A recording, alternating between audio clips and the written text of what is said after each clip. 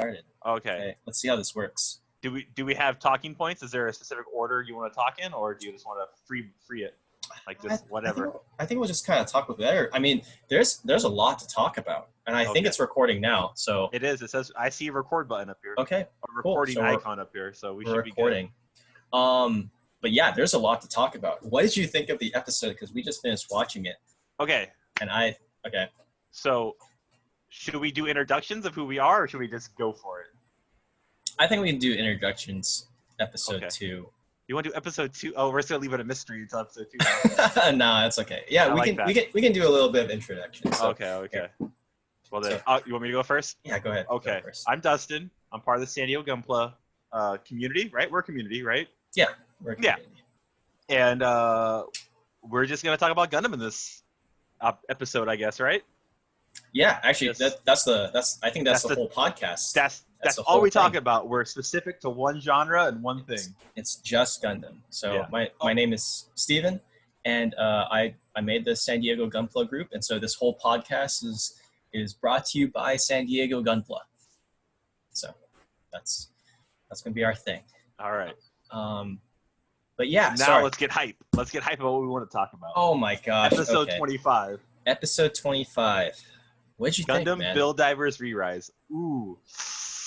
I really, really enjoyed. I mean, I'm enjoying the entire season overall, but this episode, I don't know, it like hit every chord I wanted to hit. You know, it like had the action, it had the drama, it had like the emotion. You know. Yeah. It had the amazing Gunpla gimmicks that apparently Bandai's been pulling the wool over our eyes the entire time, because all those kits, spoilers, can combine, apparently. I don't know, man. Okay, so I'm not sure if you saw this. Actually, do you mind if we try to do this? Because I was actually going to have another camera here, so that you and I can both be on the thing, and then I can like throw stuff on screen. Okay. But we can always try that for later. Let's see how this works out. We'll keep episode 1 basic. Yeah, we'll keep it basic. But I'm not sure if you saw, but they're actually releasing the Re-Rise kit. So it is going to be its own kit. I think it's going to be its own kit, and let me see if I can bring it up, because I've seen people on YouTube talk about it. Oh, now you want me to Google this? Right? Let's see here. Re-Rise high grade, and I think it's in that god awful yellow color. Oh, it's in the gold. It's in the gold. It's in that. I'm not sure. This is more of your realm, but it looks like that Gravion type of the silhouette, hyper mode, whatever. Yeah. I mean, if it was like the chrome gold from like the Master Grade G Gundam line, that'd be cool. But if it's just like that flat mustard gold, it's the mustard gold. That's what I've been seeing online, and I'm just kind of like, the silhouette already looks kind of funky. I mean, I'm not seeing anything for the Re-Rise as a kit. Is it called the Re-Rise Gundam? Yeah, it's just called the Re-Rise. I think it's just called Re-Rise HG. But let me dig through my sources again, because there's a couple of YouTube sites that I go to. One's called Awesome Toys. Mm-hmm. And they're like or Awesome Toys TV. Boom. Okay, there we go. So let me share my screen really quick. All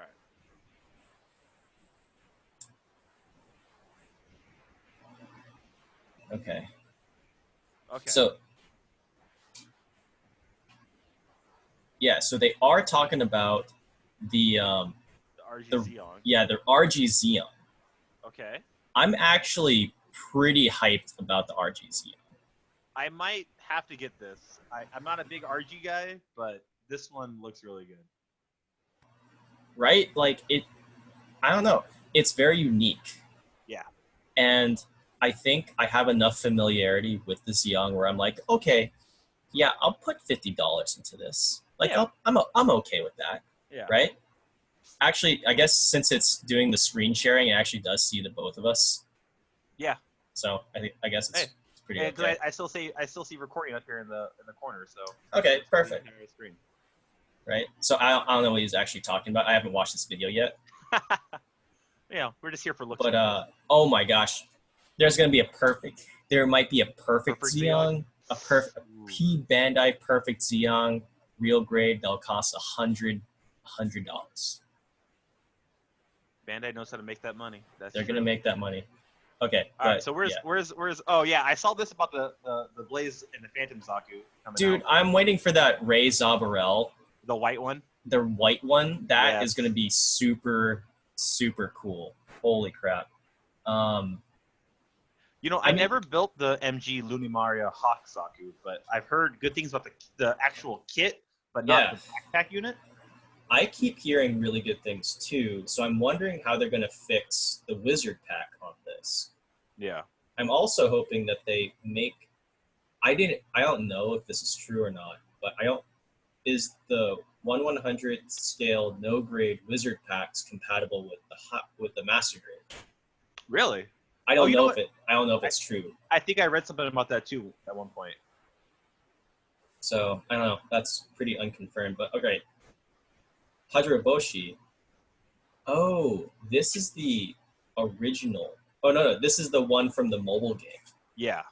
Okay. The one where everybody thought it was going to be another version of IBO, but then it turned out to just be a mobile game. Yeah. I don't know. If it's not animated, I feel no affinity to it. Yes. We had this conversation before. Yes, we did. Yeah.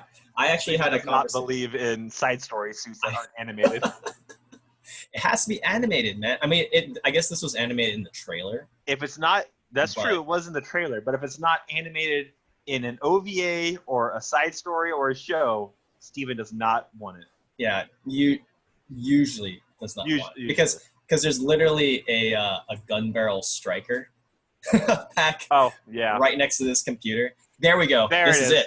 This is it. Ooh, I don't know. Yeah, right? I don't like it. Look, I didn't even know. Okay, I didn't even know it had extra arms.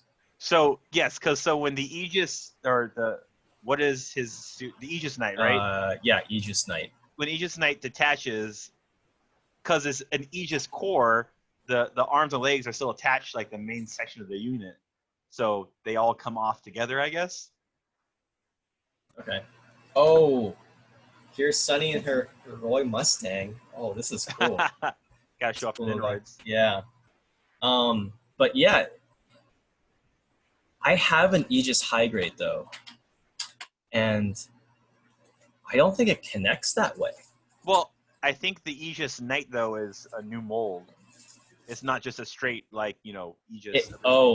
It is. So if you look at, so this is supposed to be the leg part. Yeah, this is supposed to be the leg part, right? So I know that the old Aegis doesn't have double joints. Yeah, it doesn't have these double joints as far as I know, and I don't think it has double joints for its arms either. Its original arms. Yeah. Yeah. So yeah, it has that gold. I'm not. So is it digging. only coming out in the gold? Because I would rather have it in the regular colors. Hell no. Oh my gosh! Did you see the price? Well, it's 82. It's 82. This is the September 2020 release. Jeez it's Louise. $70. I don't know, man. I think this might be a hard pass for me. So, I know that if they originally planned, so my idea is if they originally planned for all the suits to combine when they originally released the kits, right? They would have to release a new version of May's Gundam because it has those big crotch sections in the front, right? Yeah. Because that's on her what is her Gundam called or her suit called? I always read its name. It is called the I forgot. It is called the. I'm drawing a blank on it. Yeah, I gotta look that up. I know if Gabe was here, he would say it because I know he likes that suit. It's called the. Jeez. Well, that's her diver, but like her actual Gundam or mobile suit she uses. Yeah, it'll say what she pilots somewhere in here. Nope. It's dumb. Okay. May. What is it? Is the it's I know it's a turn A Gundam. Or it's a Yeah. turn A suit. That's why she fights Is X the- turn X in this episode. Yeah, turn A suit. Here we go. Wodum. Yeah, it's a Wodum pod. The Wodum. That's what it's called. Yes. Yeah. Wow. So they would It's have called to. a herself mobile doll May. Well, Wow. it is her. So I mean, but Yeah. so they'd have to re-release the Wodom with those new parts for the crotch and the leg area for this kit. But they are. That's the crazy thing. I think they actually are releasing a second Wodum pod that has the extra armor. The extra parts on it. Yeah, I think. Oh no! Or maybe the Wodum pod has. I guess we'll figure this out. This is what we're going to be doing this hour. Yeah. We're looking at the Wodum pod. We're not gonna talk about the episode anymore. We've gotten too big into the actual Gunpla now. Yeah. Okay. I'm pretty sure that it comes with the extra armor, like that. Right there. Right? Yeah. That's the one.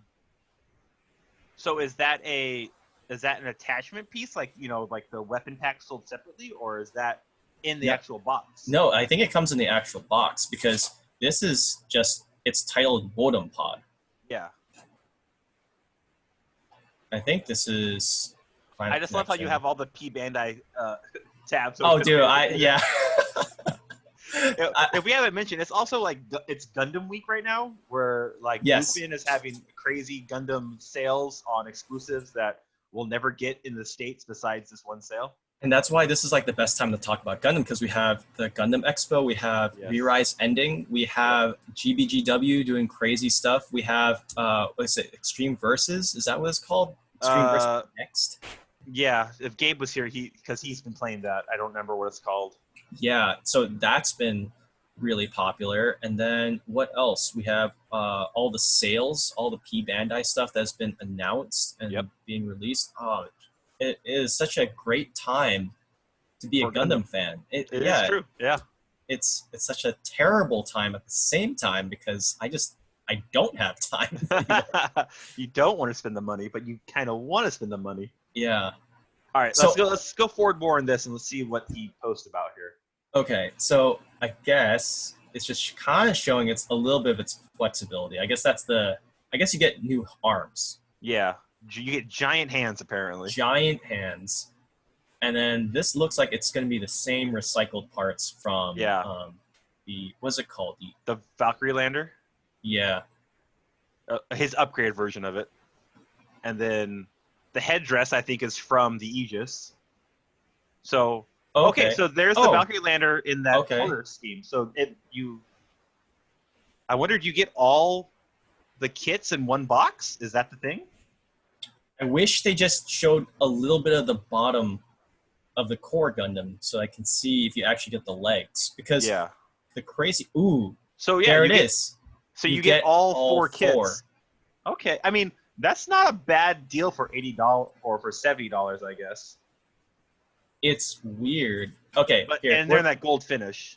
Here, we're gonna get an unbiased opinion. Oh, unbiased opinion. Hey, Sunny, can you be our unbiased non-Gundam weeb opinion for us? What do you think of this? No, you get the whole thing. You get the whole thing? You get the whole thing. Yeah, you get all of them. Well, how much is it? It's $80. So it's $80. I only like this. You only like this. She only likes the SD. Okay, so this is from the final episode or the second to last episode that we just watched. So this all combines together to create that. Oh. Yeah. So that's why it's in this color. That's part? Yeah, that's part. And then this is the core Gundam, and that's Mei's suit, and then this is Kazumi's suit. What do you personally think? I don't like the color. Yeah. The green I agree. is so nice though. I guess the green is different. Yeah. I'll say for Par's Valkyrie Lander, I actually like the green and gold. Yeah, I think it works well because it's a GN suit. Yeah. I like that. And then I like how it also matches the Core Gundam's chest. Mm-hmm. Because if the Yeah. Core Gundam's chest was a little bit different color, that I don't think it would look as It's nice. very nicely color coordinated. But I don't know if I would buy it for I $80. wouldn't. Well, actually, let's think about this. Is it even worth $80? Because so the Raven you can get for 20 something, right? So already you're assuming that every kit is about $20. Yeah. Well, and there's 4 kits, so 4 times 20. That's 80. But I that think- SD would be 20?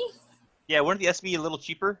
Yeah, I'm thinking so too. I know that the Aegis Knight is way more expensive than the Aegis or than the Justice Knight. The Yeah. Justice Knight is about $16 or maybe $15, and That's it. yeah, Well, it's because he has the transformable gimmick. That's why he's more yeah. expensive. But I know the Woden Pod, because it's bigger and has more plastic. I think they were charging 30. Oh, okay. 32 for it. So this might be worth it for $80 if you like the And- color. Yeah. And And it's the colors, too, that you're getting. I think that's another reason why. all right, well, thanks, Sonny, for your Thanks, unbiased. Sonny. Uh-huh. No, I won't knock over your Roy. I won't. He'll be safe. All right, but yeah, I guess the only other way that this would be worth it is if you have to combine it using special parts. Yeah, that's the question is, do you need a certain connectors to make them all combine together? You would think you have to, especially for when Core Gundam attaches in the Woden Pod. There's Yeah. like those weird leg attachments he opens up. Yeah, I've never seen that on the Core Gundam. Yeah. And I don't think Sunrise or Bandai thought that far ahead in developing Core Gundam 2. Then again, they also had that massive break. They did have like the 2.5-month break because of coronavirus. So it's possible.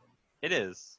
Well, But- does he show more in this video if there's anything else? We'll keep going. Let's see. Okay. So it's just those are just one-offs, you know. Yeah, so that definitely looks like the Woden Pod, just standard Woden Pod. You know what? The Justice Knight in gold or the Aegis Knight in gold, I'm starting to like more and more as I look at it. Really? Okay. Yeah. I think the green really throws it off for me. So if I got the Justice or the Aegis Knight and I painted it all gold and then kept the red, I think I would like it. But the green, Well, you got to take into account I don't like the parts that are green are usually yellow. yeah, I guess I would maybe repaint it like white. White might look good. I don't know. I don't know. Yeah, I mean it's got to match with all the other green on all the Yeah. other suits, right? So okay, cool. So we have the So you can Rex. still transform. Yep.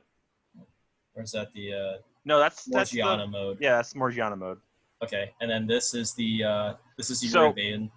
This is my one complaint because Uravan is not the suit he uses in the episode when they do this. He's in the Jupitine. Yeah, Jupiter. Jupiter, yeah. So why didn't they give you that kit with the Core Gundam 2 instead of this? Oh, you know why? It's because it's easier for them to manufacture it. Exactly, because those two already come together in a box, so they can just inject different color plastic into the same molds and send it out. I think it would have been cool, though. It would have been cool for them to give us the Jupiter Yeah, armor with Core Gundam 2. That would have been Yeah. really cool. I think that would have made it the best combination. the best. I probably Because would've bought it. the Jupitine is my favorite version of the Core Gundam. I think it's just the coolest one. Yeah, I mean, it has a really killer color scheme. Yep. It has a load of weapons, and I think does it even come with stands? I think it comes Yes. with stands. it does come for with stands for funnels. its funnel. It's 2 funnels, but still. Yeah, but I mean that's all. But you really his need. funnels do a lot though. Like when you think about it, they're not Yeah. just like They're shields, guns, and I think they're like saber things that he can Yeah. like equip, and then he Yeah. can like. he puts them on his forearm and he can cut. Yeah, and they're like knuckles too because they have that that kind of shield in the front there, so you can put him on, have like a knuckle guard, then a beam come out of his forearm. Yeah. Ooh, we have Al and his cats. Soon Oh, we'll have that's all the androids. Yes. Cat down, cat down. But yeah, I mean, that's unfortunate. But I know they need to save some costs. You're only going to use the core Gundam anyway, so those. Yeah. All right, I guess that's it. All right. So back to episode talk then. Yes, back to episode talk. So thank you very much to. Who is this YouTuber? This is Awesome Toys TV. Awesome Toys TV. So I've never seen his videos. I'll have to check it out. They're I think they're in Asia, and so they usually get the news like a little bit earlier than we do. So I definitely like going to them. Yeah. But yeah. So I usually get mine from Zakirelis or Mika Getsu, those guys. Okay. Yeah, you should take a look at my YouTube feed. It's like it's all crazy stuff. I got like Korean YouTubers on there. I got Chinese YouTubers up there. Got some Malaysian. And then you have Gundam info. And then I have Gundam info. Yes.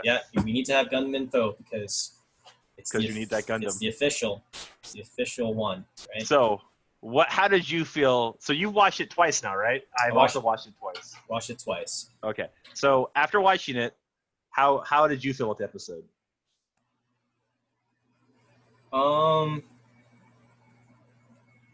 Honestly, I think it was okay. Okay. I was initially really hyped about it because I got to see the Nept 8. The what? The Nept 8 armor. Okay. Neptune 8 armor. Yeah. Because I love Stargazer. I think the Stargazer and the Voltaire Luminaire system is like the coolest thing. Yeah. I guess it's not that I didn't really like the way that they used it in the story. Yeah, I'm conflicted because the Voltaire Luminaire system and the Stargazer armor, or the Nept 8 armor, played a crucial role in the story so that they could actually get up to space. Yes, so they wouldn't have to use the elevator. But I thought it really sucked. But I thought it was also a great moment that they ditched the armor as a way of Hirto shedding his past. Yes. And it kind of like fading into the darkness kind of thing. So, I mean, it was kind of a no-brainer that he wouldn't use the armor for combat because of all the leak scans and like all the reviews of the armor that there was no weapons. Yeah, so it didn't really make sense unless they were going to have like a final episode where he just like explores space without Eve. And I don't think Bandai was going to go that throughout. Yeah, I don't think so either. So there was that. I thought that the combined form Gundam, the Re-Rise Gundam, I thought it was a little bit on the cheesier side, and I kept on thinking about like their, the space magic logic, right?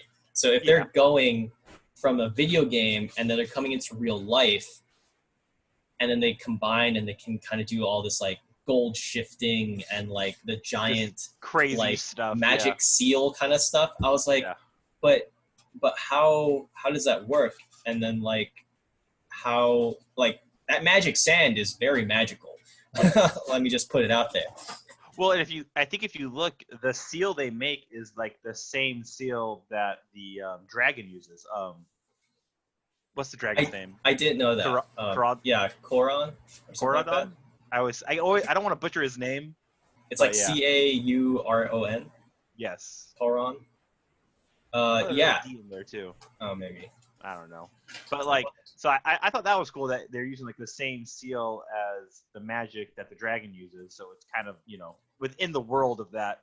But my thing is, how did they discover that was their special move in GBN?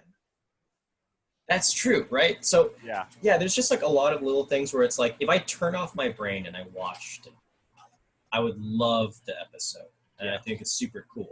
And I think the animation was spot. Like when they're going through the atmosphere, I like all the camera angles they use. I like all the animation, and you could tell, like even the way that they like shoot that rocket or use the Voltaire Luminaire, and like they they use the Rex Buster and then they Yeah. go through the atmosphere. Like that one specific camera angle, the way that the smoke trails, I thought that was beautiful. Yeah. I also thought that it makes like that shift around them, like that like breaking the sound barrier kind of shift. Yeah, that I thought that was super great. I thought the animation for the what you call it, the animation for the giant final attack that they used against the satellite cannon.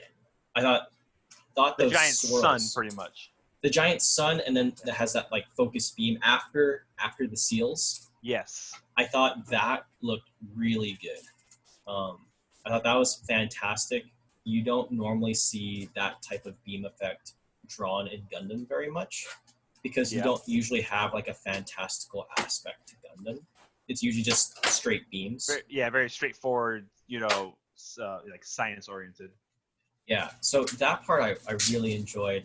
But I think while the episode was kind of like, all right, it's whatever, it was the last 5 minutes. The last 5 minutes is what completely made the episode for me. And I realized... I remember messaging you in our group chat, say, like, oh my God, did you guys watch this? Like, the ending is amazing. Yeah, I remember you were like, Alice messed up. And I was like... He effed up bad. What did he do? So I watched it and I was like, okay, like he lost. That's whatever. And I saw the very last part. I was like, oh... he really messed up. I was like, oh man. Spoilers for the end, I guess. But if you haven't watched it, I'm sure this episode you've watched it by now. If you're watching this, the divers defeat him obviously because they're the heroes, and he decides, well, you know what?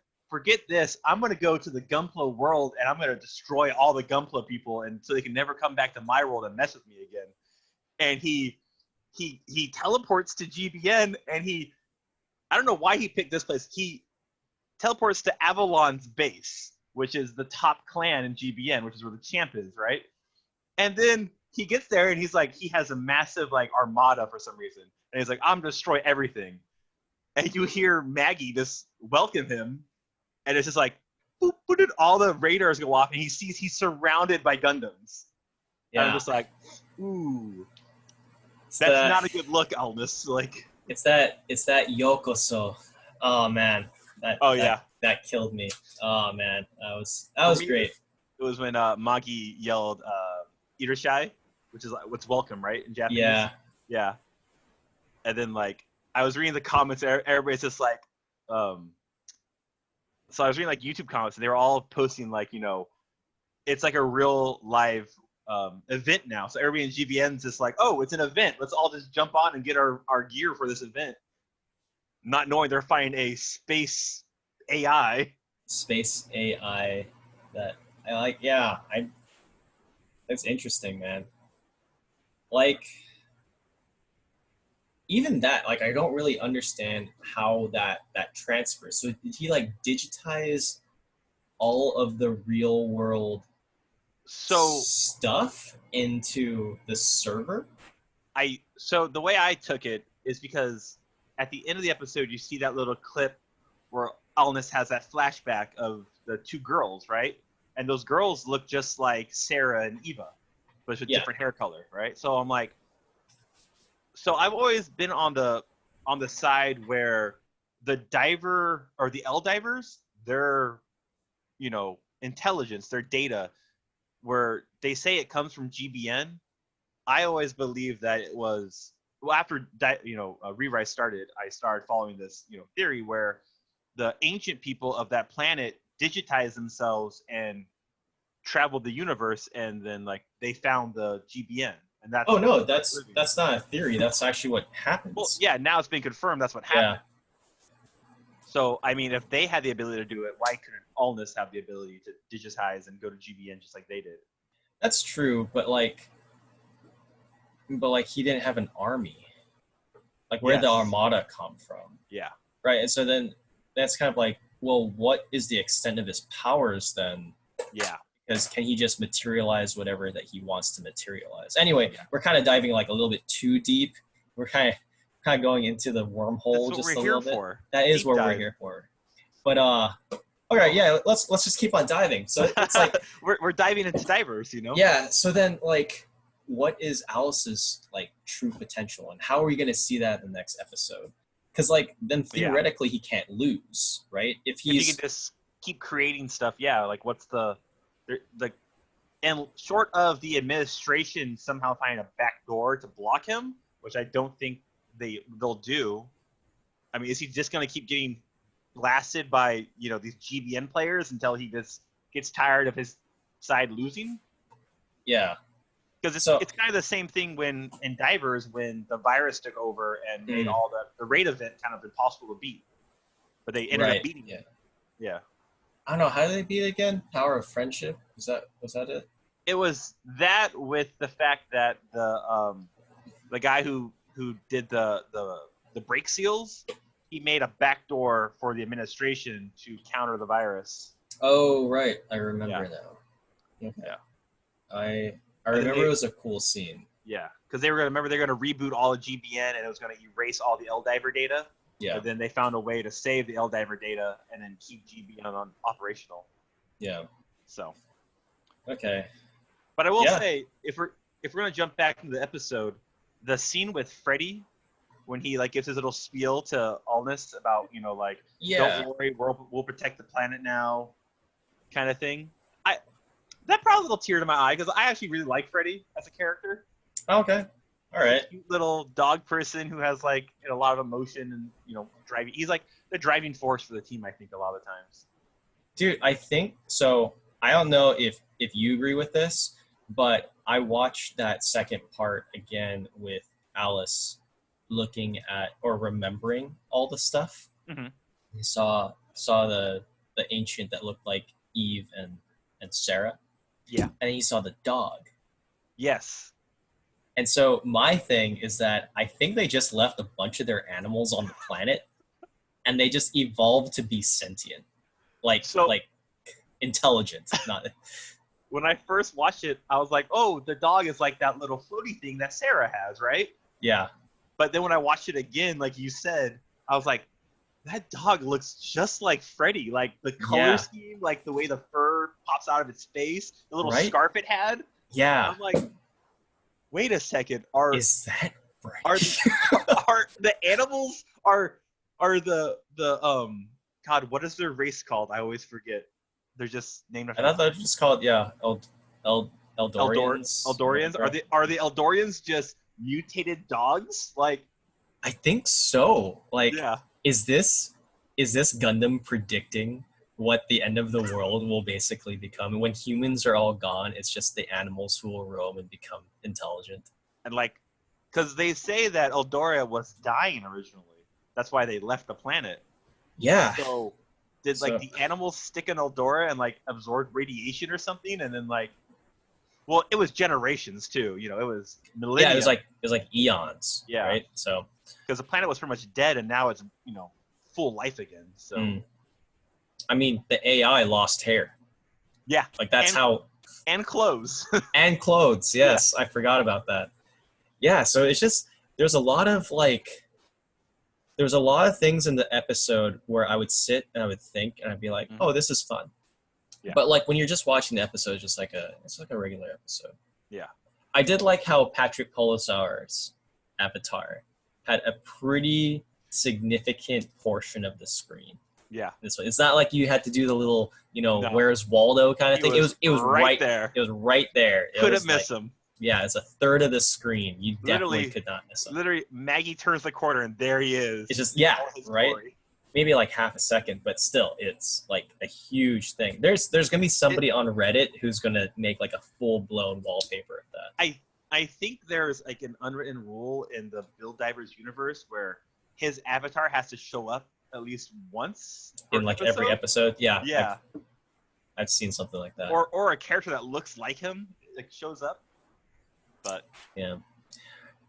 So talking about the last scene, I'm super hyped about that last scene because I read something on a YouTube comment that wouldn't it be cool if the final episode was a showdown between Alice and the core Gundam, but then because they're in the real world, then they would like fly over Earth, or like they actually travel from Eldora all the way to Earth, and so then you have Gundams actually fighting Real life. in real life, and then that kind of like But- spurs on this like, oh shoot, like we can actually make this stuff now.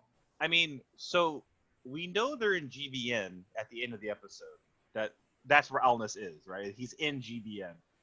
But remember back in the mid part of this season when the satellite cannon went off and killed all the innocent dog Yeah. people, Mhm. right?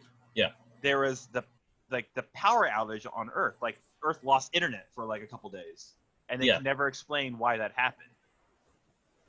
And we never really get explanation beyond just, oh, the internet's back. We don't. There was like a solar flare or something, Yeah. right? So if Eldora is a real place, which we know it is because we've seen people die and we've seen, people get hurt in real life. You're right. Is it possible for the Gundams to come through GBN into the real world and become real?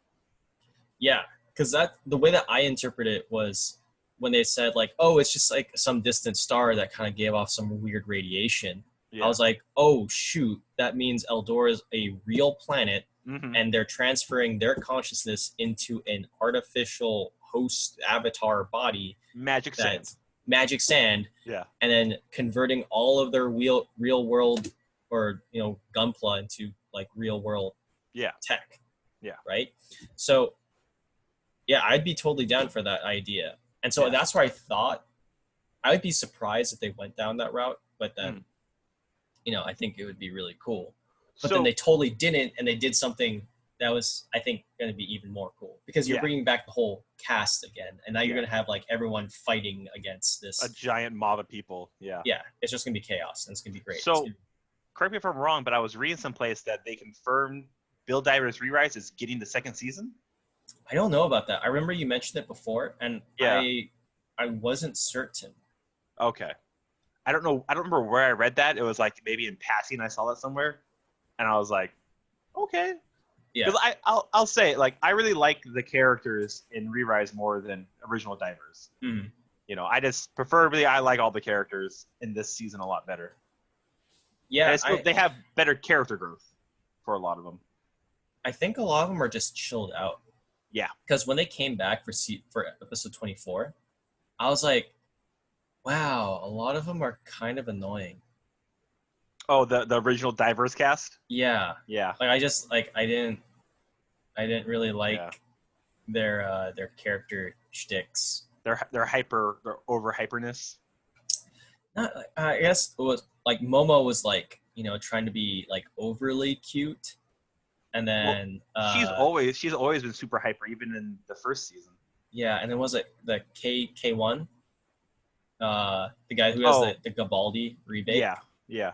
Yeah, he's just like too depressed. Yeah.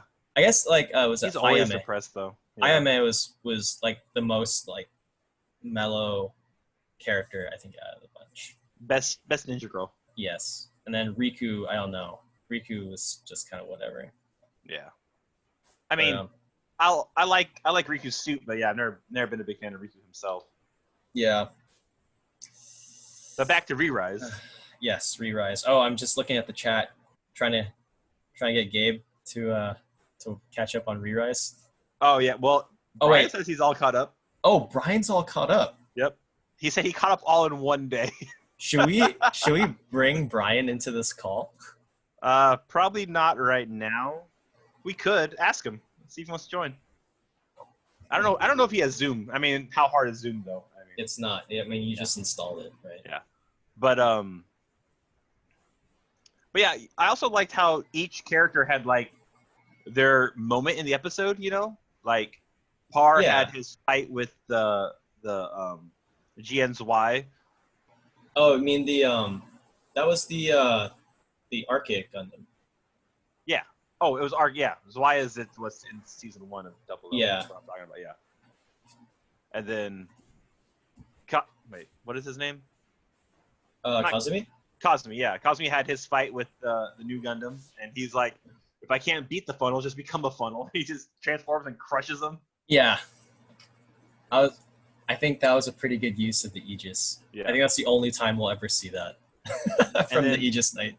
I really like May's fight with the Turn X Gundam because when she I- pops Yes. out, yeah, Yes, that was so cool. I was like, did I just see that? Did she Yeah. pull out a video game controller? yeah, she pulled out. She was like, "Do-do-do-do-do-do-do." Yeah. Oh man, we have to tell Gabe. We have to Yeah. tell him. He has to make this now. I mean, He already bought both of the model kits. He has to. He definitely loves, has to make he this loves now. May, so I mean, Ah, but yeah, when she popped out, got her little controller, and then like when she did like that grapple on the arm and grabbed the gun off the Turn X and shot the other hand, and then grabbed the controller and used her controller to manipulate the other one, I was like, she's crazy. I think the gun that she took off was from the Wotem pod. Oh, was it? I think it was. Oh, okay. Because In it the looked. scene, it looks like it's in the GNX at first. Yeah, that's what I thought too. And then I took a closer look at the shape of the gun, and Oh, she okay. came from the right side of the Wotem pod when Okay. she dodged. Yeah. And so I know the Wotem pod has a rifle on its right hand side and a missile launcher on its left. Yes, it does. You're right. So And then she undershot it from under her arm. She didn't like holster it. She just shot it from under, like blindsided. But yeah. she hit her mark. That's all that mattered. yeah, I thought it was super cool. That was the scene. So, But, what'd yeah. you think of when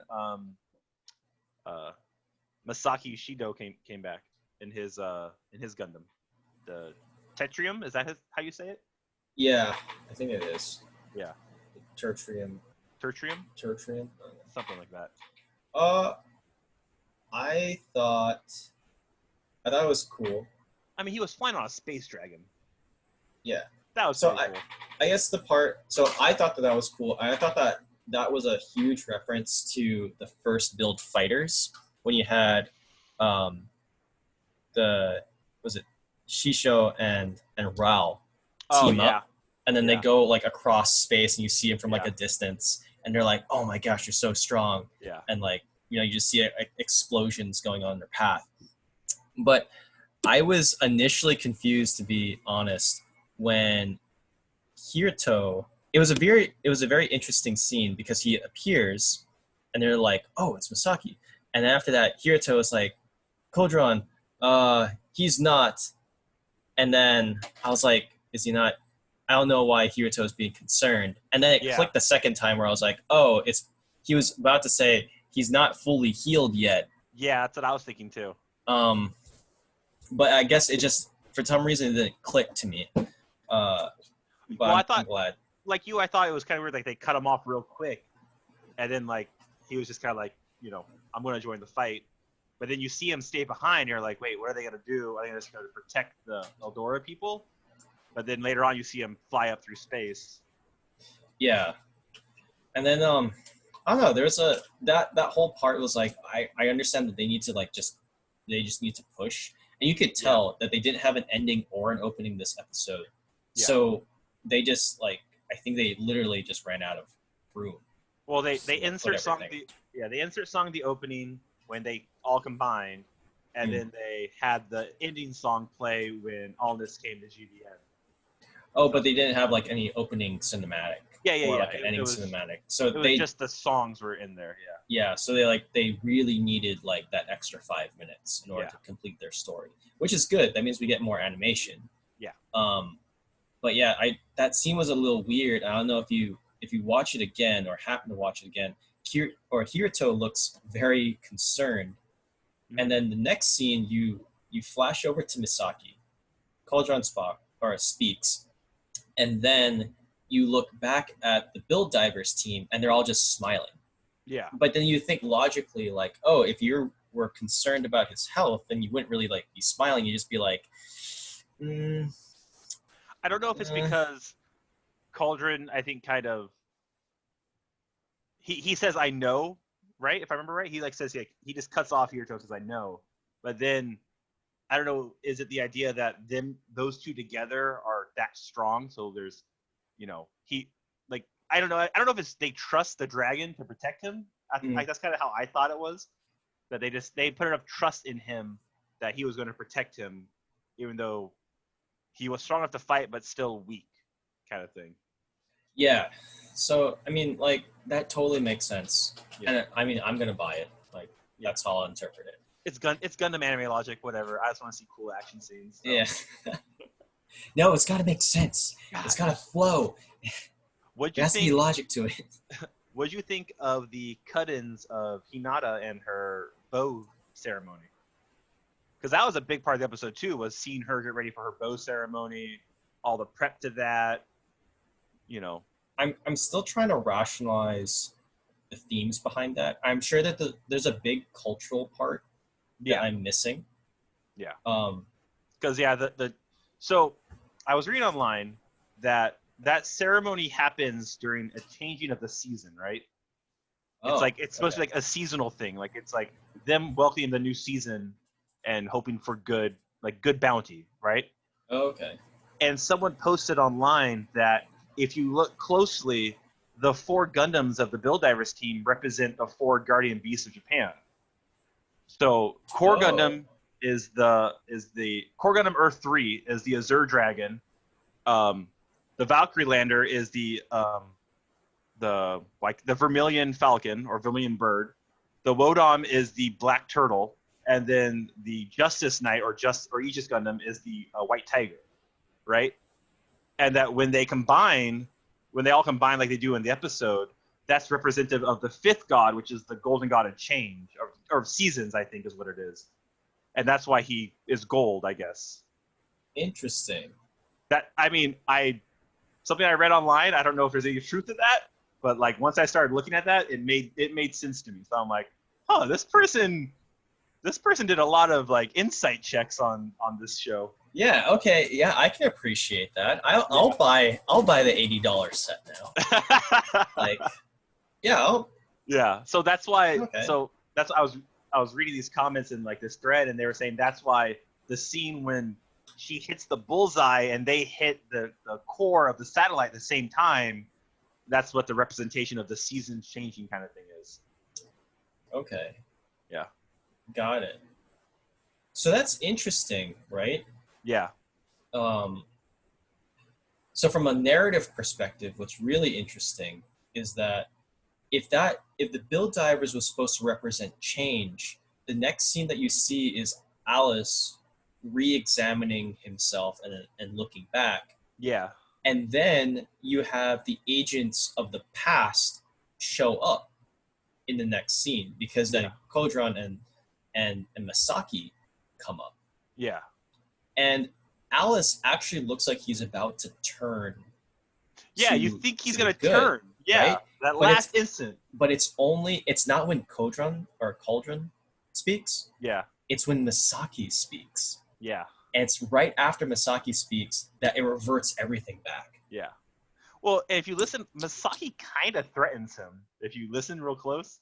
He does. He's first like, the people at Gundam will always stop you. And I'm like, dude. Why would you say that, dude? Don't threaten him right now. You want to like force him onto your side. And I think that's very interesting because I was wondering why they chose to, I don't know, act aggressively or like choose to make Masaki like a propagator of like violence almost. Yeah. Because it's a complete tone shift from the way that Kirito and the rest of the Build Divers actually want to resolve their conflict.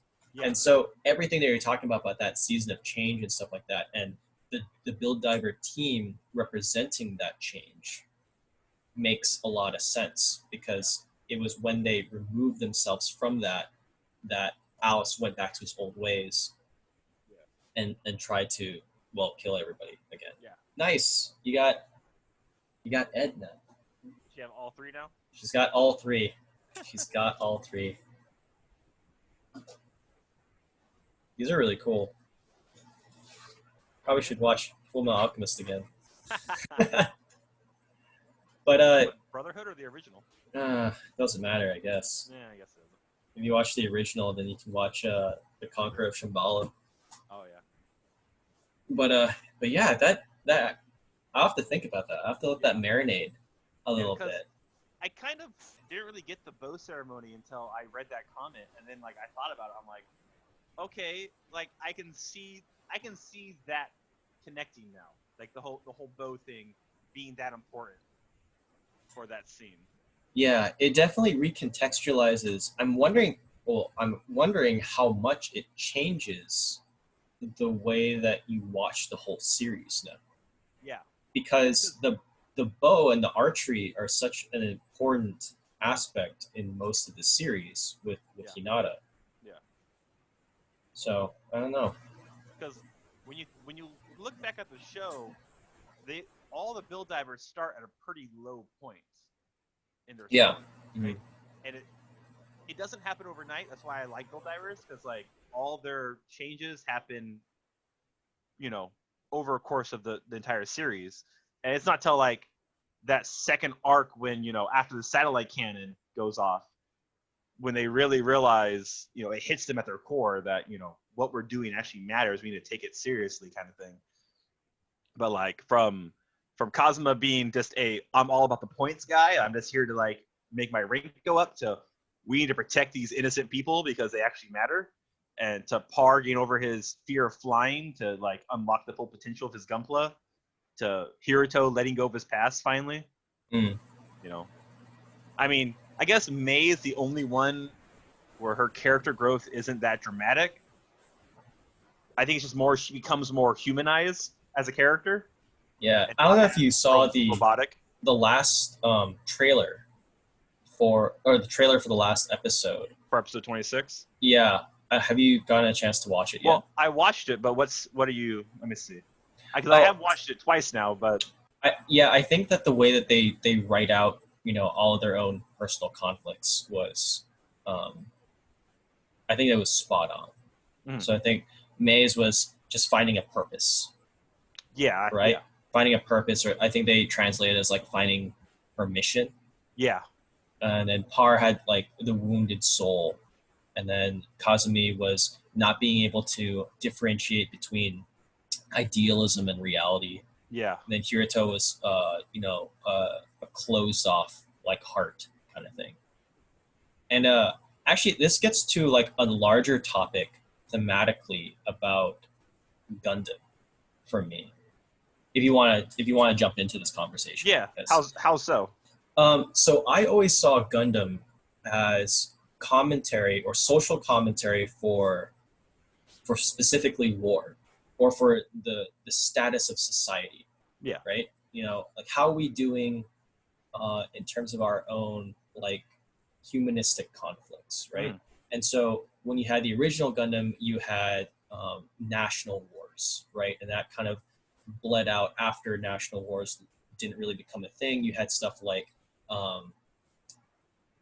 you had things like Gundam X, and you had things like Gundam Wing Gundam and X and Gundam Wing were more Double like O, those were more like class wars, or to a more of degree. like just like small skirmish like terrorists kind of Yeah, like yeah. deals, right? But like if we're going to Wing specifically, that the whole Operation Meteor was because the colonies didn't have the same rights and freedom as the Earth sphere.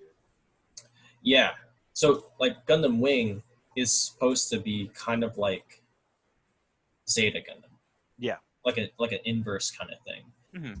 And so when you think about Gundam as a whole, just talking about war or conflicts like that, and then you see this major shift with build fighters, Yeah. then it almost looks like what Gundam is now trying to address is not really the conflicts of war, but the normal conflicts that happen in society. Yeah, with everyday people. Yeah. Yeah. So like accepting yourself and Mm. learning how to deal with your own like psychological problems, things like depression or anxiety or things like that. And that's actually most of the reason why I kind of love the Build Fighters and Divers series, is because Sunrise and Bandai is making a conscious decision to start to focus on something that actually matters to the children of today. Yeah. Yeah. Because Because if you look at like Build Fighters, Say's big thing was he was so hung up. I always took it as he was hung up on his idea of Gundam, right? Like his father taught him how to build, and he held his father in such high regards. I think he had I honestly think he had a father complex. Say did. That's why he was. I mean, I know later on they said he was afraid because he didn't want to break his Gunpla, but I think it was I don't think he thought he was ever as good as his father until he found people that actually believed in him, and then his father even like tells him, because say his father's not around for like the first 20 episodes of that series. It's not till the end where he finally comes in and is like, "I'm proud of you, son. Like you're doing amazing. Like keep it up." And then it's like that's when you see that scene where him and Reiji start fighting. It's because I think he finally accepts that he is a good Gunpla builder and he is good at the game. You're right. And he can stand on the same stage as his father stood and, win. Yeah. No, I definitely agree. Yeah. There's a lot of good like teaching moments. I think that these are all like really great shows that if I were to have a kid, I would want to show them. Yeah. Right. And so actually on another point, I thought it was very interesting when you track build fighters and build divers and like all their other other series. It's interesting how you start off in a climate where they're really focusing on the mom and pop shop, right, with Sei and mom and the dad.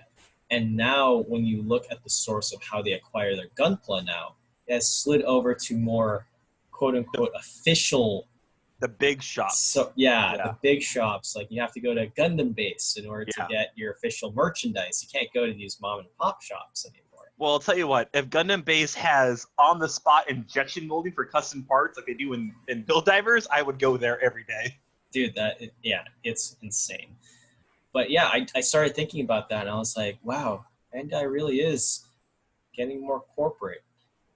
Yeah. Yeah, they're really trying to squeeze out the middlemen. Just a bit. I mean, over in Japan, it's a little easier for them, I think, because that's where the giant Gundam is, that's where Unicorn is, that's where Gundam Base is, and everybody can get there for the most part. But like here in America, like we have Bluefin who's hosting the Gundam Week right now for all the P Bandai exclusives, and they have all sorts of stuff going on. So I mean, at least Bandai realizes that there's enough global reach out there for Gundam that they still need suppliers in here to get that kind of stuff out. But the minute they open a Gundam base in America, I'm going. I definitely will be going too. But you actually have been seeing a lot of things like the opening up of the P Bandai shop online, right? Yeah. Bluefin has actually been selling things directly in like bigger stores like Barnes and Noble. I saw Gundam. Target. I saw an IBO kit and some other Gundam stuff at Target the other day. Yeah. There's an anime, they call it the Japan section now in the toy section. Really? Yeah. Okay. And they have IBO kits. They had I remember I posted it in the Gundam community group for San Diego, and everybody in San Diego was like, "What Target was that at? Where was it? Like, how much did they want for it?" And the prices were regular prices of what you would get online. Like what, $16 for an IBO kit, and then like $15 for like a HG wing kit. So competitive prices, not like back in the day where it was like $20 for an HG kit. Yeah. So I'm actually like, I'm both happy and a little sad because of that. Just because we have built this giant like I don't know, middleman community. Yeah. Right? Over like the last 10 years, and now everybody's kind of getting squeezed out a little bit. I know that certain shops are having a little bit harder time to try to sell stuff because people always ask, "Oh, what's their prices like?" And it's like, well, they have to make a profit, so it's a little higher than what you get online. Just a little higher, right? Yeah. So, but back to the episode. Was there anything huge and big that you wanted to talk about? What were your highlights? I mean, my favorite part, like you said, is the ending. I know that may sound bad to some people because like, oh, the favorite part of the episode is the end. It's just because I enjoyed the episode overall, but the ending was just that much hype because you go from this high point of emotion of all this like you said, trying to turn a corner, and then we have that one line from Masaki, and he just reverts back to his like, well, I'm just going to destroy all the people of Gunpla then, and then go to GBN and just get met with all these suits. I can't wait till that episode because we're going to see so many custom suits. Like we're going to see the new No Name is Stray. The new version of that's going to be in that episode. Oh, I forgot. Yeah. I forgot that was a thing. He's going Yeah, to be in this episode. because they announced that a Yeah, couple of months ago. Yeah. And I remember looking at it saying, "Ooh, this looks really cool." Yeah. So now we can see it in action. I mean, I don't know how much screen time he'll get, but we'll get to see it at least. You know what? Ah, shoot. I was just talking to my friend Daniel and I'm not going to buy a suit if it's not animated, but this Stray is animated. Exactly. This is animated. So you can buy this one. I could buy it in You good will- conscience. You will buy this one, is what we Oh should say. no, that's terrible. That's terrible. Because So- you're more of an HG builder, right? You like the HG kits more than the MG kits? Yeah, I like all of my stuff like relatively the same small size, so I can Yeah. get more of it. Yeah. Or I can Or shove like- it under the bed if I need Yeah. to. Like me, I'm more of an MG builder, so like that's why even though I really like that kit, I'll probably never be able to build it in the MG form. Mm, So yeah. I just be might hard. get it. I just might get it. Well, you don't really have a whole lot of. I mean, you shouldn't get it if you. But I really liked the No Name is Stray. So you're gonna get both forms. You're gonna get the No Name Astray and the custom version. Probably yes, both. I do want both. Okay. The No Name Astray is actually really cool looking. It is a cool kit. I mean, yeah. And it has good color separation, and it's just a really cool one-off original suit or custom suit. You don't want to say original, but Yeah. back to the episode. So the ending got me.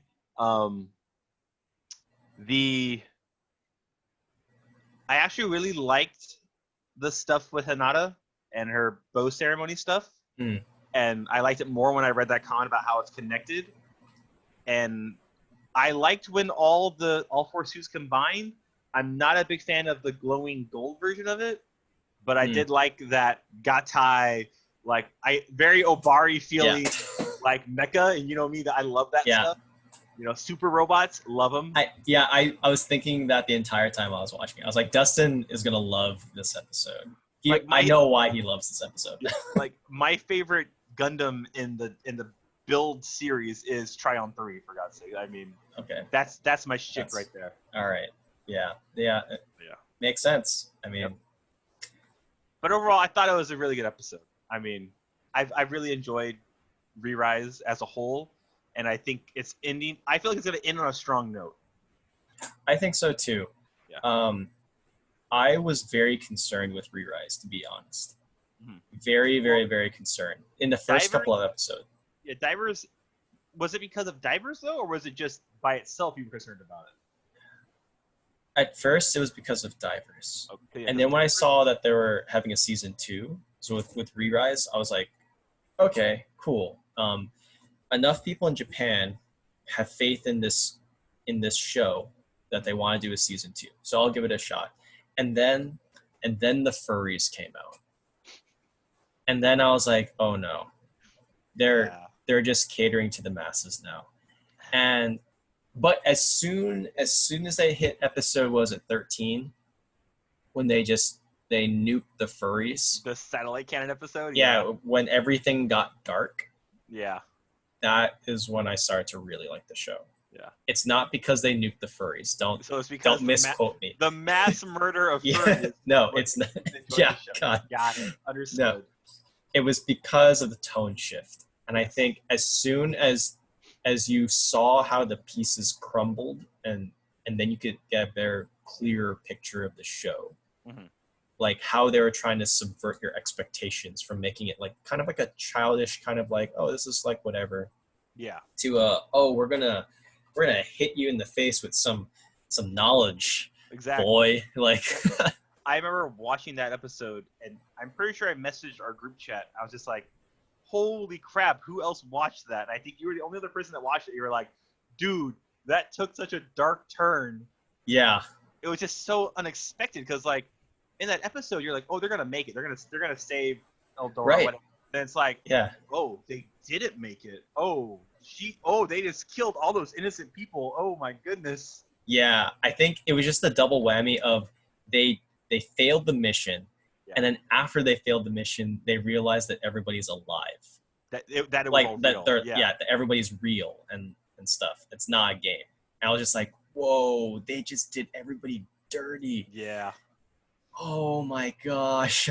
I still remember watching, I think it was episode 14, right? When they meet up in the alley where they first teleport into Eldora, Yeah. and you hear Freddy's voice again, and he's like crying, and they all look, and it starts raining in GDN, and I was like, ooh, what are they gonna do? Yeah. I'm like, are they gonna go back and face the music, or are they just gonna be like, whatever? And then the pandemic hit, and then we had to wait even longer to find Yeah, out. they had to wait freaking 2.5 months for the new episodes Oh my to start. Yeah. But yeah. Nuts. But But overall, Re-Rise, I think, is I would say if you had to watch a diver series, watch Re-Rise, right? yeah. You don't really need to watch Divers to get Re-Rise that much. Well, actually, that's what I was going to ask you. I was like, do you think that people should watch the first season?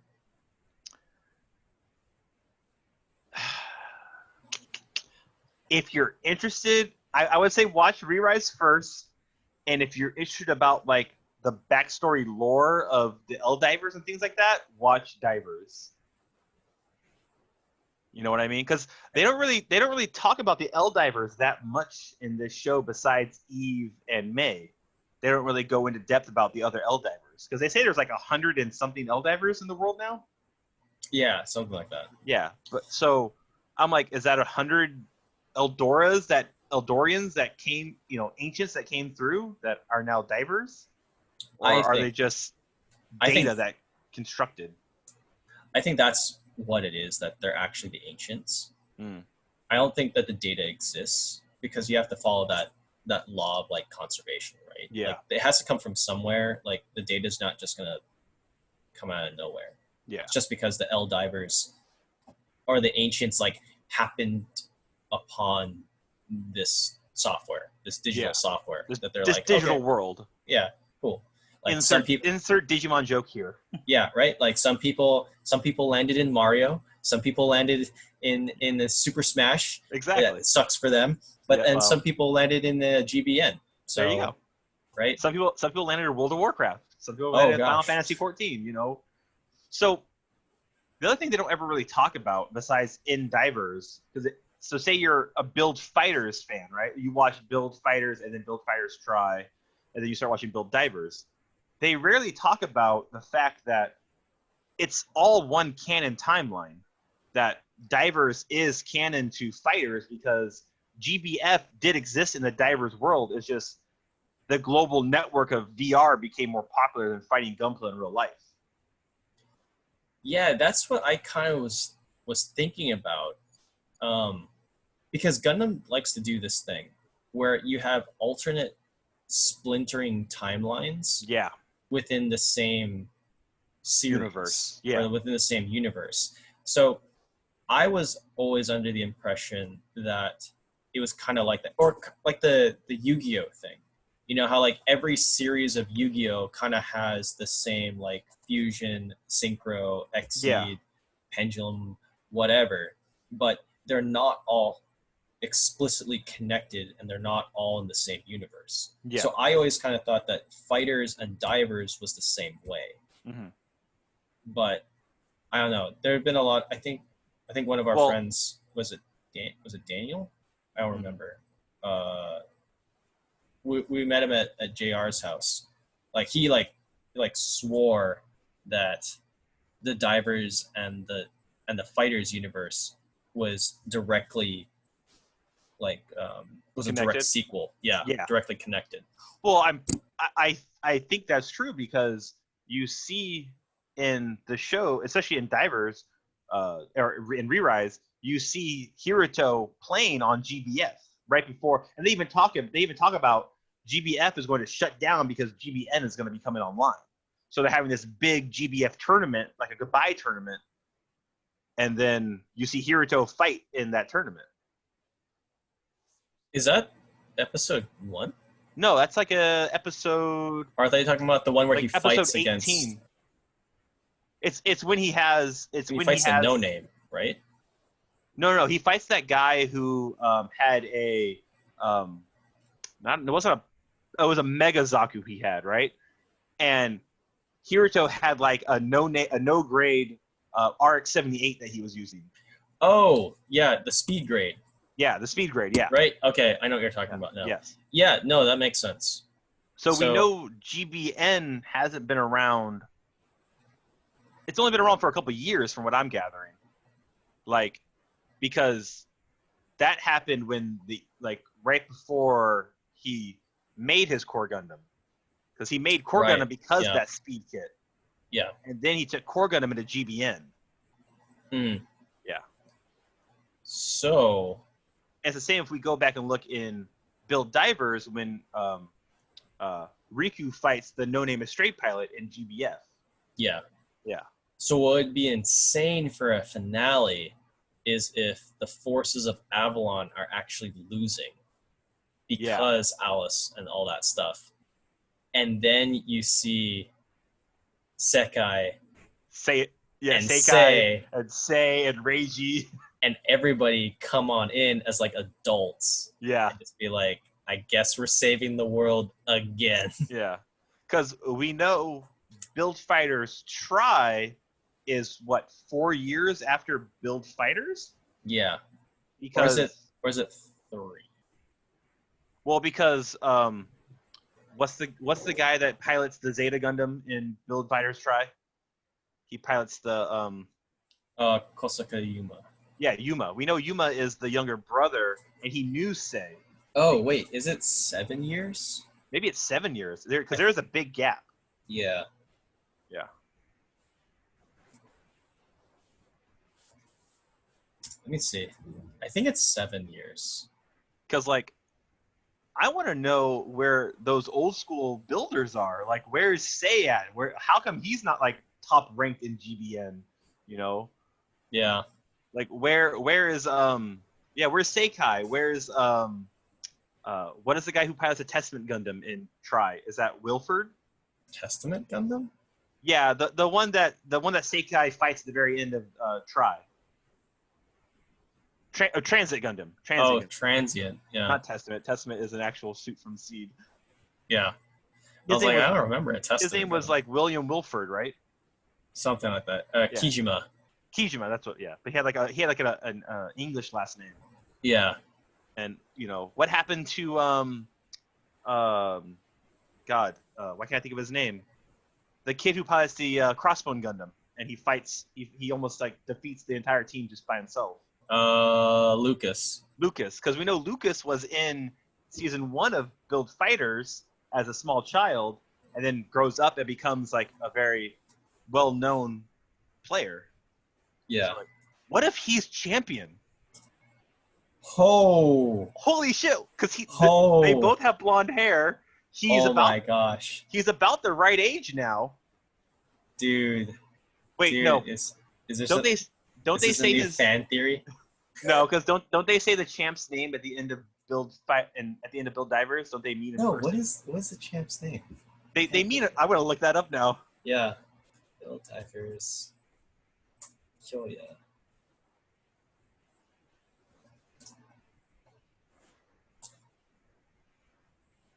Kyoya Kisugi. Koya. Well, on here they call him Koya Kujo. Oh, Kisugi, yeah. Also known as Kyoya Kujo. Real. Oh yeah. So. He has brown hair in real life. Lucas had blonde hair. He was blonde. Yeah. That would have been a cool. That would have been a cool thing though. But oh well, we were misremembering. Oh well. I mean, that's a cool fan theory. I mean, people dye their hair. Japanese people dye their hair all the time. True. But yeah, let me see here. I think. Do you have that link? It's in Discord. It's in Discord. It's in my Discord. Okay. Did you ever email it to me? No, I did not. I didn't have to. Oh. But I closed up the window. But yeah. Oh well. Let me see. Well, do you want to wrap up and do final thoughts? Because I think we're over an hour at this point. Oh no, because I think Brian wants to join. Sorry, But, we can always bring him in episode 2 because we can talk about the last Yeah, dude. episode. Yeah, we can He film just- episode 2. Yeah, well, he just binge watched all of Build Divers in one go. So Okay, how about we do this? How about we send him a link. Uh-huh. We'll say this is a part 1. We'll say this is an special episode, part 1, part 2. The bring him- beginnings. This is Yes. the beginnings. Yeah, and we'll bring him in and we can do another one. But I just gotta like wash up my face and like use the restroom and stuff. Okay. Okay, so see you in part 2. Adios. How do we turn this off?